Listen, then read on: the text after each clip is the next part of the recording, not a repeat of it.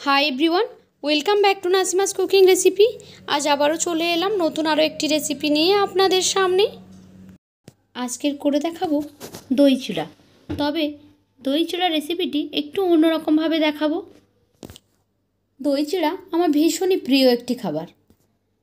तो आमी Facebook school करते करते এই রেসিপিটি দেখেছিলাম, দেখে আমার ভীষণ ভালো লেগেছিল, সেই জন্য আমিও এটা বানালাম আর খেয়ে দেখলাম ভীষণই টেস্টি এটা, তাই তো আপনাদের সঙ্গে রেসিপিটি শেয়ার করলাম।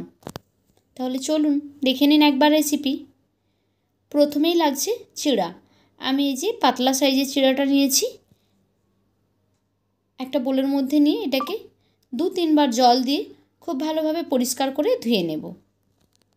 পরিষ্কার করে ধুয়ে এটাকে 5 মিনিট মতো আমি রেস্টে রেখে দেব। দিলে কিন্তু চিড়াটা খুব ভালোভাবে ফুলে যাবে, একদম সফট হয়ে যাবে। তবে জলে ভিজিয়ে রাখা যাবে না, জল থেকে ছেঁকে রাখতে হবে, না হলে চিড়াটা জড়িয়ে যেতে পারে।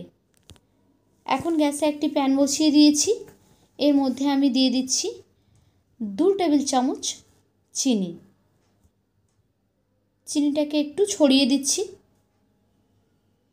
এটাকে আমরা মূলত ক্যারামেল তৈরি করব। চিনিটা দেখুন গলতে আরম্ভ করেছে, যখন খুব সুন্দর একটা কালার আসবে ততক্ষণ পর্যন্ত অপেক্ষা করব। চিনিটা ক্যারামেল হতে শুরু করে দিয়েছে দেখুন। এবারে স্প্যাচুলা দিয়ে একটু নাড়াচাড়া করে নিচ্ছি। প্রথম থেকে স্প্যাচুলা দিয়ে নাড়ার কোনো দরকার নেই, তাহলে চিনিগুলো জড়িয়ে যাবে। এখন পাতলা হয়ে গেছে, এর উপরে আমি দিয়ে দিলাম কিছুটা পরিমাণ নারকেলের কোড়া। আপনারা চাইলে কেনা যে নারকেলের গুঁড়োটা হয় ওটাও দিতে পারেন, কিংবা ফ্রেশ নারকেল দিতে পারেন। তবে ফ্রেশ নারকেল দিলে এর টেস্টটা কিন্তু অনেকটা বেশি বেড়ে যায়। আমি এখানে ফ্রেশ নারকেল কোড়াই ইউজ করেছি। এখন এই ক্যারামেলটার সঙ্গে নারকেলটা খুব ভালোভাবে কিছুক্ষণ ফ্রাই করে নিচ্ছি। দেখুন নারকেলটা ফ্রাই হয়ে গেছে। এখন এর মধ্যে আমি দিয়ে দেব আগে থেকে ভিজিয়ে রাখা চিড়াগুলো। চিড়াগুলো আমি একটা ছাঁকনির উপরে ছেঁকে রেখেছিলাম, সেই জন্য এগুলো খুব ঝরঝরে হয়ে গেছে। এখন চিড়াটাকে কিছুক্ষণ এই নারকেল কোড়ার সঙ্গে ফ্রাই করে নেব। খুব বেশি সময় ফ্রাই করার প্রয়োজন নেই, 1.5 থেকে 2 মিনিট মতো ফ্রাই করলে কিন্তু এটা হয়ে যাবে। বিশ্বাস করতে পারবেন না, রেসিপিটি এত সুন্দর খেতে। আমি তো একবার খেয়েই আমি এর প্রেমে পড়ে গেছি। এবারে এটা আমি বারবার তৈরি করব। এত সুন্দর হয় খেতে এটা, আপনারা একবার অবশ্যই কিন্তু এটা ট্রাই করে দেখতে পারেন।